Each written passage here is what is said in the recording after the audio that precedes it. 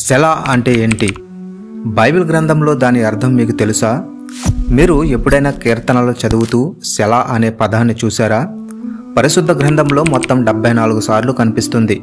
కీర్తనల గ్రంథంలో 71 సార్లు, హబక్కూకు గ్రంథంలో 3 సార్లు. ఇది హెబ్రీ పదం. దీని అర్థం ఇక్కడ ఆగు, ధ్యానించు, ఇప్పుడు నువ్వు చదివింది చాలా ముఖ్యమైనది అని. ప్రాచీన సంగీతంలో ఇదొక విరామ సాంకేతం. పాడేవారు ఆగిపోయేవారు, శ్రోతలు నిశ్శబ్దంగా ఆలోచించేవారు. ఇది దేవునితో లోతైన సంభాషణకు ఆహ్వానం. దావీదు వంటి కీర్తనాకారులు ఈ పదాన్ని వినియోగించారు, తమ గీతాల్లోని భావాన్ని మనసులో పూర్ణంగా పెట్టమని. గ్రీకు అనువాదంలో దీనిని డయాసమా అంటారు, అంటే సంగీత విరామం. కానీ ఇది కేవలం విరామం మాత్రమే కాదు, ఆధ్యాత్మిక శ్వాస, దేవునితో లోతైన సంభాషణకు ఆహ్వానం, దేవుని మాటల మధ్యలో ఒక దైవిక విరామం. ఆమేన్.